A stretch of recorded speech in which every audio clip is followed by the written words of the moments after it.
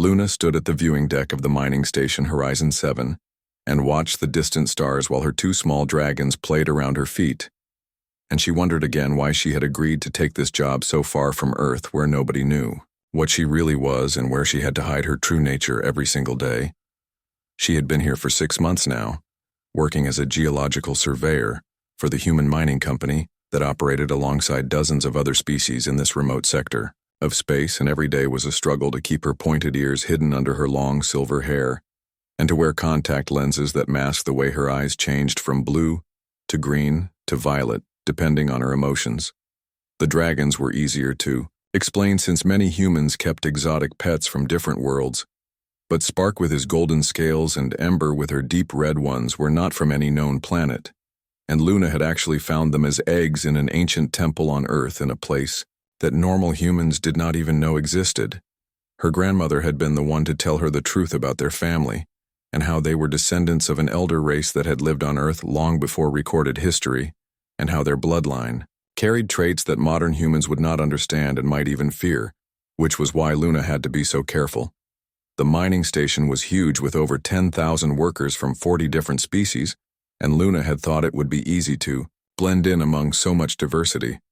But she had not counted on how observant some of the aliens would be, or how much attention her unusual beauty would attract, even when she tried to dress plainly and keep to herself.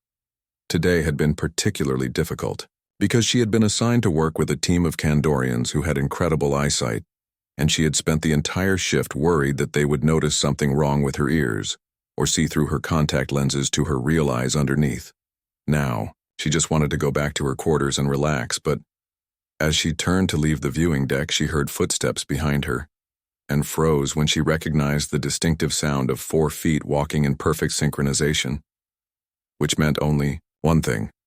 The Zorvath twins were approaching, and Luna quickly pulled her hair forward to make sure her ears were covered and checked that her contact lenses were still in place before turning around to face them with what she hoped was a normal, friendly smile. Zix and Zax were identical in every way, with their pale blue skin and forearms and those large black eyes that never seemed to blink, and they moved together like they were one being split into 2 bodies, which everyone found creepy, but Luna found fascinating. They were the station's best engineers and could fix any problem with any technology from any species, but they rarely talked to anyone except each other, using clicks and whistles that their universal translators could not decode, and most people avoided them, which seemed to suit them fine. But for some reason they had been watching Luna lately, and she had caught them staring at her in the cafeteria and in the corridors, and now they had followed her to the viewing deck, which was supposed to be restricted to human personnel. Only Luna asked if she could help them with something, and tried to keep her voice steady, even though her heart was beating fast because she could not afford to have anyone look too closely at her or ask too many questions about why she seemed different from other humans. The twins looked at each other, and then Zix, or maybe it was Zax, spoke in their strange, halting English, saying they had noticed her pet creatures and wondered what species they were because their databases had no record of anything matching their description. Spark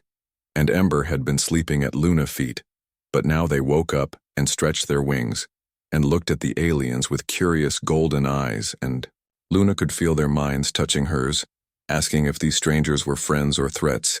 She told the twins that the dragons were from a private collection on Earth, and that their species was very rare, which was technically true even if it was not the whole truth, and she hoped they would accept this explanation and leave her alone. But the twins moved closer and knelt down to examine the dragons more carefully, and one of them pulled out a scanning device while the other made notes on a tablet, and Luna realized they were not going to give up easily because they were scientists and mysteries fascinated them. Ember did not like being scanned, and she hissed at the aliens, showing her tiny sharp teeth and spreading her wings to make herself look bigger, while Spark positioned himself protectively in front of Luna, and smoke started rising from his nostrils. The twins seemed delighted rather than scared by this display, and they started clicking excitedly to each other and taking more readings with their devices, and Luna knew she had to get out of there before they discovered that the dragons were not exactly normal animals. She picked up both dragons and said she had to go because her shift started soon, which was a lie, but the twins stood up and blocked her path, and one of them said they had so many questions about the creatures and about her because their scans showed unusual energy. readings, Luna felt panic rising in her chest because if they had detected something abnormal about her or the dragons, then her secret might be exposed, and she did not know what would happen if the other species on the station found out that humans were not all the same. She tried to push past them, but they moved together to block her again, and now other people were starting to notice the confrontation. And Luna could see a group of Kandorians watching from across the deck with their sharp eyes focused on her.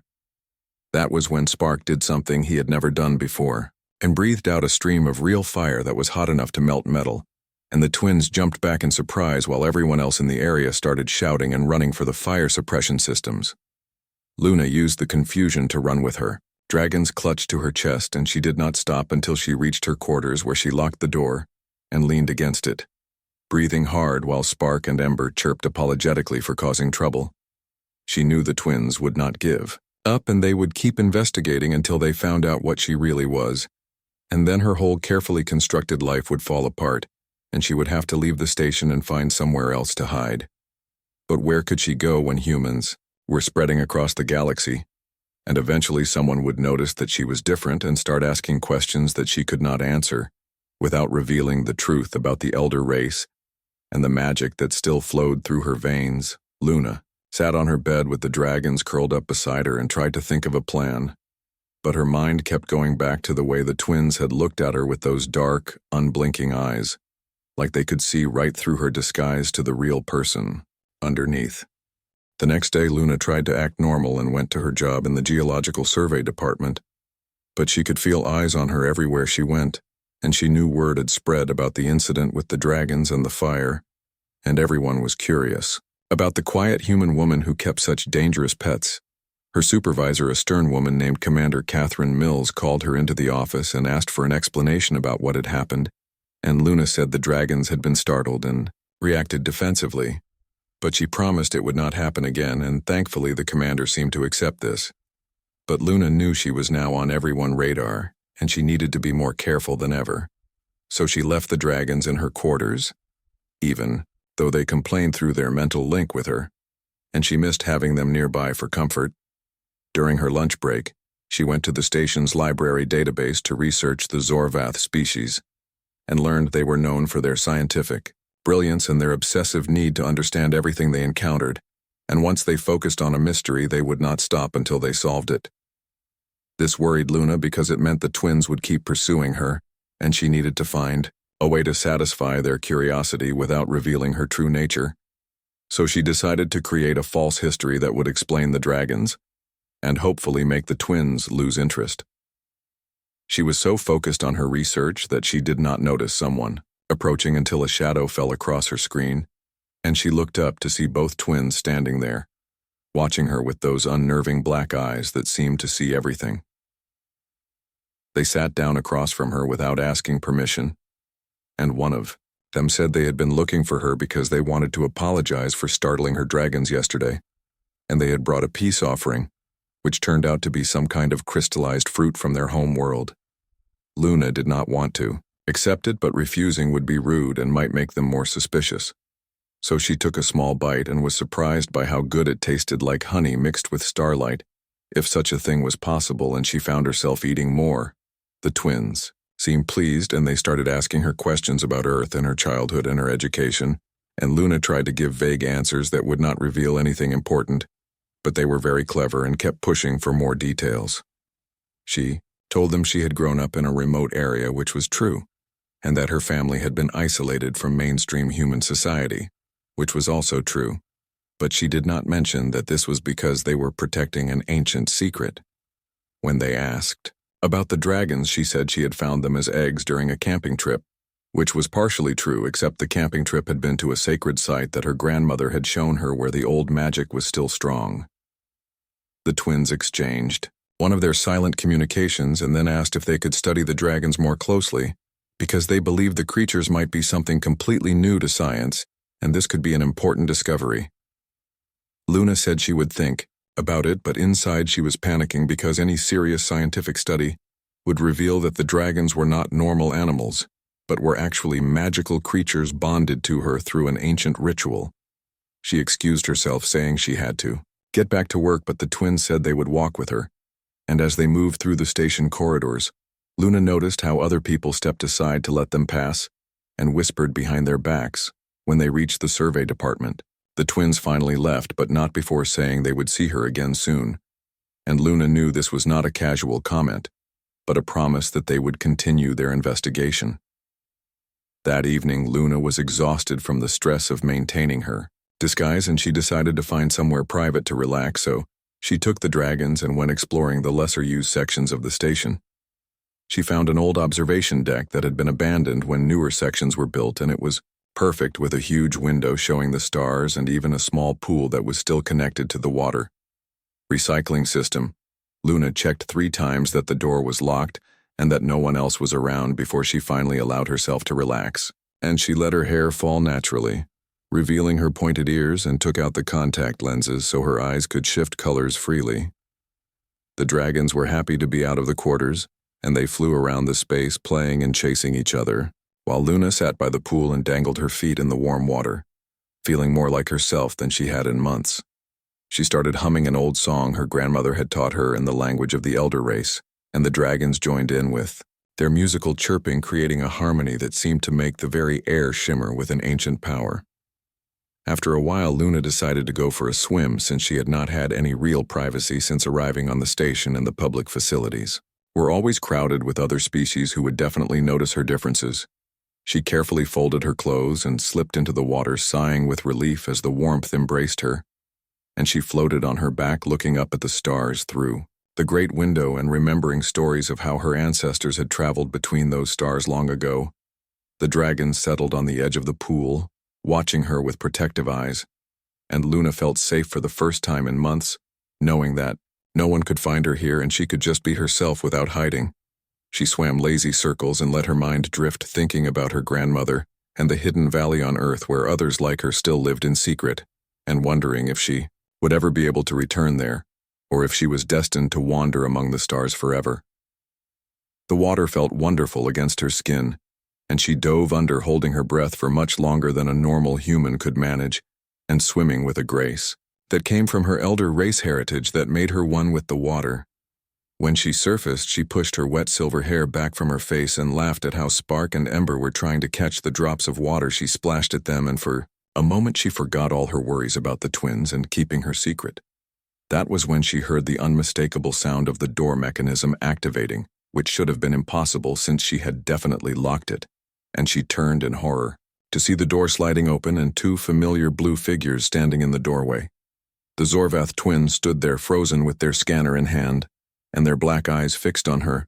and Luna realized with crushing certainty that they were seeing everything, including her pointed ears and her color-shifting eyes and her naked form in the clear water. Time seemed to stop as Luna and the twins stared at each other across the pool, and she could feel her face burning with embarrassment, while her eyes shifted rapidly through different colors reflecting her emotional turmoil. And she tried desperately to cover herself with her hands, but there was nowhere to hide in the clear water. The twins did not move or speak, and their dark eyes remained fixed on her, taking in every detail of her appearance, from her pointed ears to her silvery hair that seemed to glow with its own inner light, to her skin that had a subtle shimmer that normal humans did not possess. Spark and Ember reacted instantly and flew between Luna and the intruders, breathing small jets of flame and making aggressive chirping sounds, but the twins seemed completely unbothered by the dragons as their attention remained entirely focused on Luna. She wanted to scream at them to leave or to close their eyes, or to do something other than just stand there staring, but her voice was frozen in her throat, and all she could do was sink lower in the water, trying to minimize what they could see. Finally, one of the twins moved and raised a 4-fingered hand to point at her ears, and then the other twin pointed at her eyes, which were now shifting between purple and gold in her distress, and they began making rapid clicking sounds to each other. Luna found her voice and told them to get out immediately, and that they had no right to be here, and that she would report them for breaking into a locked area. But her words sounded weak and frightened even to her own ears. The twins tilted their heads in perfect unison, which they did when they were processing something particularly interesting, and one of them slowly approached the edge of the pool while pulling out a scanning device from their belt. Spark and Ember became more aggressive, and actually managed to singe the sleeve of the approaching twin, who paused and looked at the dragons with what might have been surprise. Before continuing forward more carefully, Luna backed away to the far side of the pool, but there was nowhere to go, and she was trapped between her need to get out of the water and get dressed, and her desperate desire not to expose herself further to their unwavering gaze. The twin with the scanner knelt at the pool's edge and began taking readings, while the other one pulled out a recording device and started speaking into it in their clicking language,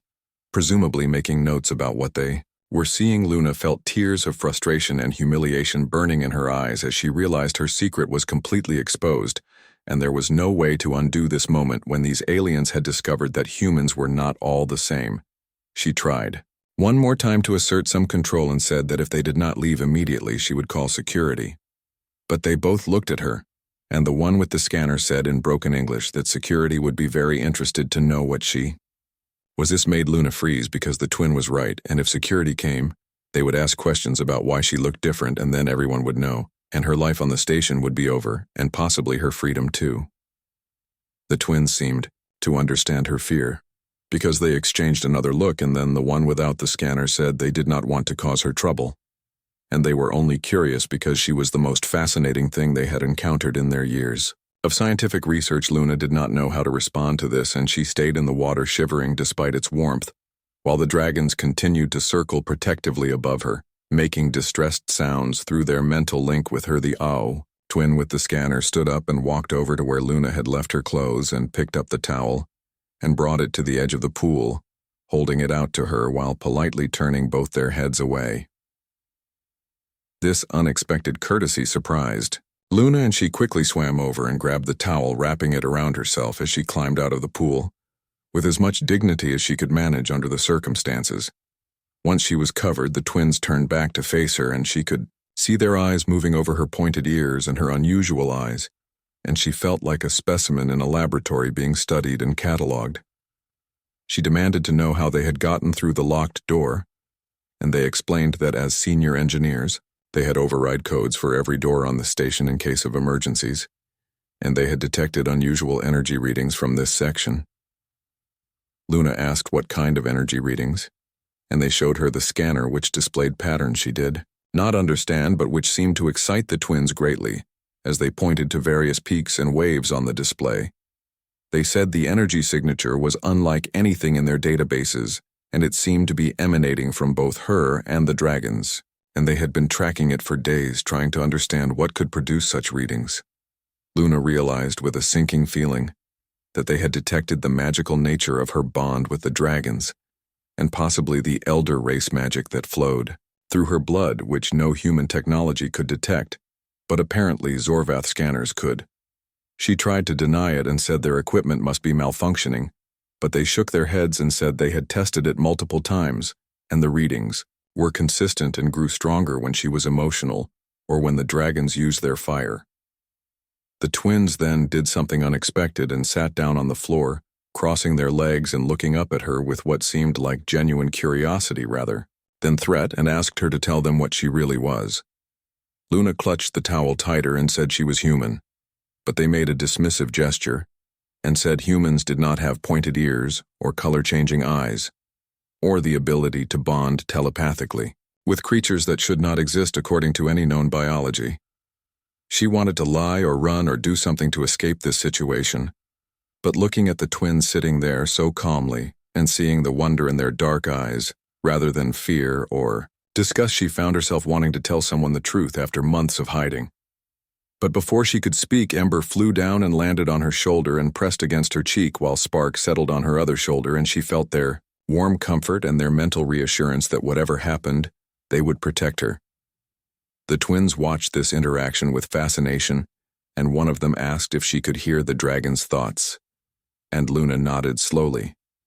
seeing no point in denying what they had already figured out from their scans. They asked what the dragons were saying, and Luna admitted they were telling her that the twins meant no harm and were genuinely curious rather than threatening, which surprised her because the dragons were usually excellent judges of character. The twins clicked at each other for a moment and then asked if Luna was from Earth, and when she said yes, they asked if there were others like her, and this was the question she had been dreading, because answering it would betray her entire people. She said she could not answer that, and they seemed to accept this, and instead asked if she would be willing to share what she could about herself, and in exchange, they would keep her secret and tell no one what they had discovered. Luna wanted to refuse, but she realized she had no leverage here, since they had already seen everything and knew she was different, and could expose her whenever they wanted, so maybe cooperation was her best option. Luna sat down carefully while keeping the towel wrapped securely around herself, and looked at the two blue aliens who had just discovered her deepest secret, and tried to decide how much she could safely tell them without endangering her people back on Earth. The twins waited patiently, and she noticed they had put away their scanning devices, which she took as a sign of good faith, and Spark and Ember had calmed down and were now curiously sniffing at the aliens who remained perfectly still. Started by explaining that she was indeed human, but from a bloodline that was very old and had developed differently from the main population, and that her people had chosen to remain hidden because they knew the world was not ready to accept them. The twins listened intently and asked if her differences were natural evolution or genetic modification, and Luna said it was natural, but happened so long ago that even her people did not have complete records of how they became different. She told them about her pointed ears, which gave her better hearing than normal humans, and could pick up frequencies that others could not hear, and how this made living on a noisy space station sometimes overwhelming.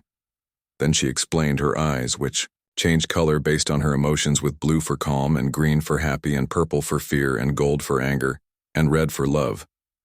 though she had not felt that last one in a very long time. The twins seemed fascinated by this and asked if she could control the color changes, and Luna said she could suppress them with special contact lenses, but it was uncomfortable and gave her headaches, which was why she had come here to be alone.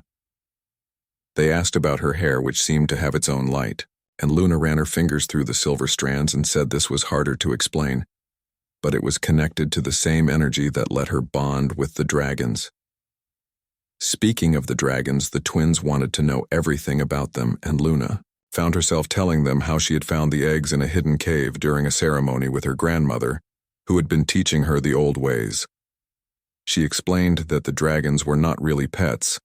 but companions bonded to her through an ancient ritual, and they could share thoughts and feelings and even memories, which made them more like extensions of herself than separate beings. The twins asked if all her people could bond with dragons, and Luna said no, that it was a rare gift, even among her kind, and she was the first in 3 generations of her family to have the ability, which was why her grandmother had been so excited. They wanted to know what else she could do that normal humans could not, and Luna hesitated because revealing too much could be dangerous, but they seemed so genuinely interested without any malice that she found herself continuing. She told them she could hold her breath for 20 minutes underwater and see perfectly, in complete darkness, and heal from injuries faster than normal, though not instantly like some science fiction stories suggested. The twins asked if she was stronger or faster than regular humans, and Luna said only slightly, and that her main advantages were her senses and her connection to what her people called the old magic, though she did not fully understand how it worked. At the mention of magic, both twins leaned forward and started clicking rapidly at each other, before one asked if magic was real, and not just advanced technology that primitive people did not understand. Luna said she had wondered the same thing, but some of what she could do definitely did not follow the laws of physics as humans understood them, and the dragons themselves were proof that something beyond normal science existed. To demonstrate, she held out her hand and concentrated, and a small ball of soft light appeared floating above her palm, and the twins immediately pulled out their scanners again, making excited sounds as they took readings. The light was not hot or bright, but seemed to exist as pure energy, and Luna could make it dance through the air or change colors, or split into multiple smaller lights before bringing them back together. The twins asked how she was doing this, and Luna said she honestly did not know the scientific explanation, but her grandmother had called it channeling life energy, and it took years of practice to learn even simple tricks like this. They wanted to see more, and Luna felt like a performer, but she showed them how she could make water from the pool rise in impossible spirals without touching it, and how she could make plants grow faster, though there were no plants here to demonstrate. With each demonstration left her more tired, and the twins noticed this and asked if using these abilities drained her, and Luna nodded, saying it was like exercising a muscle, and she could only do so much before needing rest. They asked if the dragons had similar abilities, and Luna smiled and called Spark and Ember over, and asked them to show the twins what they could do beyond just breathing fire, which they had already seen. Spark demonstrated how he could become almost invisible by bending light around himself, though it only worked when he stayed still, and Ember showed how she could generate an electrical charge between her wings that could power small devices. The twins were practically vibrating with excitement now, and they said this was the most amazing discovery they had ever made, and they could not believe humans had been hiding such incredible secrets. Luna reminded them sharply that they had promised to keep her secret, and both twins became serious and said they understood the danger she would be in if others found out, and they would never betray her trust. One twin said their species understood about being different because Zorvath were telepathically linked,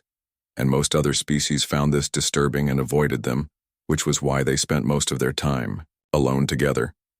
The other twin added that they had been watching Luna for weeks before today because she seemed lonely like them, and they had sensed she was hiding something, though they had not imagined it would be this extraordinary. Luna asked why they had not reported the strange energy readings to station security when they first detected them, and the twins said they were curious, but also protective, and wanted to understand before potentially causing trouble for someone. She found herself warming to these strange aliens who had discovered her at her most vulnerable, but were treating her with respect and scientific interest rather than fear or exploitation. The twins asked if she missed being around others like herself, and Luna admitted she did and that hiding all the time was exhausting, but she had wanted to see the stars and this was the only way. They asked why her people did not reveal themselves to humanity, and Luna explained it was complicated, but basically, they were waiting for humans to be ready, and that might not happen for generations. The conversation continued for over an hour, with the twins asking thoughtful questions, and Luna finding herself sharing more than she had intended, but it felt good to finally tell someone the truth after so long. Eventually, Luna said she needed to get dressed, and the twins immediately stood and turned their backs, while she quickly put on her clothes, grateful for their courtesy, even though they had already seen everything. When she was dressed, she faced them again and asked what would happen now, and would they want to study her like some kind of experiment, and the thought made her stomach twist with anxiety. But the twins shook their heads and said they wanted to be her friends and learn from her, but not in a laboratory way, and they understood she was a person, not a specimen, and they would respect her boundaries. They suggested meeting regularly in this abandoned section where they could talk freely and Luna could be herself without hiding, and maybe they could all be less lonely together. Over the next few weeks, Luna met with Zix and Zax in the abandoned observation deck every evening after their shifts ended, and what had started as an embarrassing exposure of her secrets turned into the deepest friendship she had ever experienced, outside her own people. The twins brought equipment to study her abilities, but always asked permission first and never pushed when she said no to something, and they shared their own knowledge of advanced science and technology that helped her understand her magic in new ways. They discovered that what Luna called magic was actually a manipulation of quantum fields at a level that most species had not yet learned to detect, and the dragons were living conduits for this energy, which explained their impossible biology. Luna learned that the twins were not just brilliant engineers but were considered radical thinkers on their homeworld because they believed the universe was far stranger than most scientists accepted, and finding her had validated their theories. They told her about other anomalies they had detected throughout the galaxy, and suspected there were many hidden species like hers waiting for the right time to reveal themselves, and this made Luna feel less alone in the universe. The dragons had completely accepted the twins and would often curl up between them during their discussions, and Luna could feel through her bond that the little creatures genuinely liked these strange blue aliens. One evening, the twins surprised her by bringing food from various worlds, and they had what Luna called their first dinner party, where she tried Kandorian spice crystals and Zorvath protein cubes, and even something from the methane breathers section. They asked her about Earth food, and Luna described pizza and chocolate and coffee, and the twins made notes and said they would try to synthesize some for her, though it probably would not taste quite right. During one meeting, Zax asked if Luna could teach them to meditate the way her people did, and she was surprised but agreed. And soon all three of them were sitting in a circle trying to reach the calm state needed to touch the quantum fields. The twins could not actually manipulate the energy, but they could feel it, and their excitement at this new sensation was infectious and made Luna laugh, which she realized she had not done in months. They started teaching each other their languages, and Luna learned the clicks and whistles of Zorvath while they learned some words in the ancient tongue of her people, though they could not pronounce most of them properly.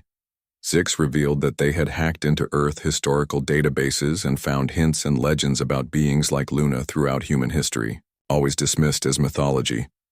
But now they knew these stories were real. Luna asked them not to dig too deep because her people had worked hard to hide their traces, and the twins agreed but asked if she would tell them the real stories behind some of the legends. She found herself sharing tales her grandmother had told her about the time before hiding, when her people walked openly among humans and helped build some of the ancient wonders that archaeologists still could not explain. The twins were particularly interested in the dragons and asked if there were more, and Luna said there were but very few, and most were bonded to her people who lived in hidden enclaves around Earth that normal humans would never find one night. Zix asked if Luna was happy on the station, and she admitted she was happier now that she had friends but still felt trapped by having to hide and wished she could just be herself all the time. The twins exchanged one of their silent communications and then suggested something that shocked Luna, which was that she could claim to be from a lost human colony that had evolved differently due to isolation. This would let her stop hiding her appearance, and abilities could be explained as adaptations to her colony world. And while people would be curious, they would not suspect the real truth about magic and the elder race. Luna said it was too risky, but the twins had clearly thought about it and presented a detailed plan about how to create this fictional colony history and make it believable to the station authorities. They would help her fabricate the necessary documents and scientific explanations, and their reputation as brilliant scientists would lend credibility to the discovery of this lost branch of humanity. Luna was tempted but scared and asked for time to think about it, and the twins said of course, and reminded her that whatever she decided, they would support her and keep her secrets safe. A week later, something happened that forced her decision.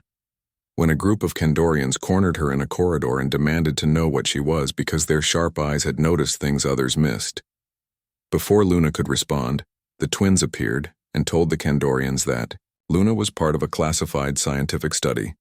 and if they interfered, they would be reported to station security for harassment. The Kandorians backed off, but Luna knew it was only a matter of time before someone else noticed, and she could not count on the twins always being there to protect her. That evening she told them she wanted to go ahead with their plan, and they spent hours crafting the perfect story about a colony ship that had been lost for 200 years and developed in isolation. They created a whole history for this fictional colony, including environmental conditions that would explain her appearance and abilities, and even fabricated some scientific papers about theoretical evolution in isolated populations. When they were ready, Luna went to Commander Mills and revealed her true appearance, and told the story of being from the lost colony and asking for asylum and protection while she learned about mainstream human culture.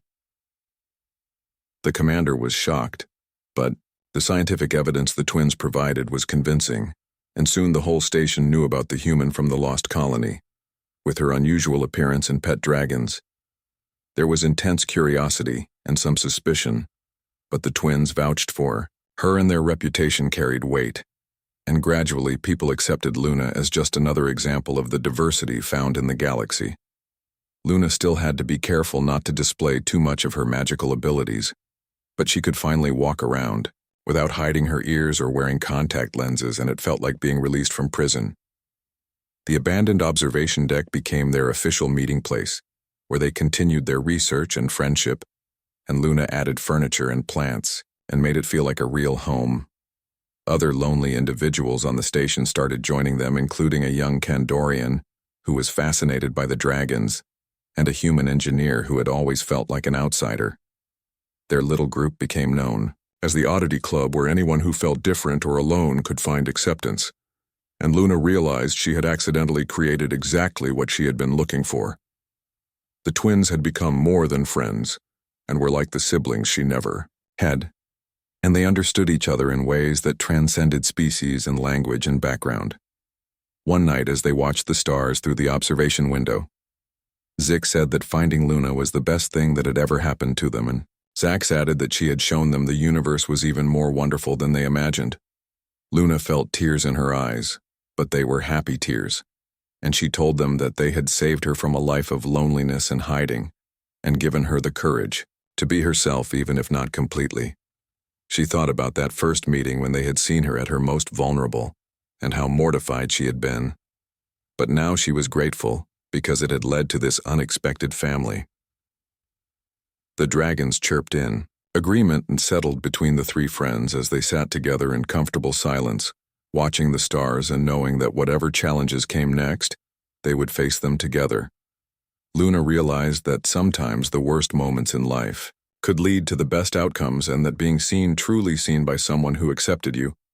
was worth any amount of embarrassment or fear. She still kept the deeper secrets of her people and the true nature of magic, but she no longer felt alone, and that made all the difference in the vast darkness of space where being different was not a weakness, but a strength that brought people together.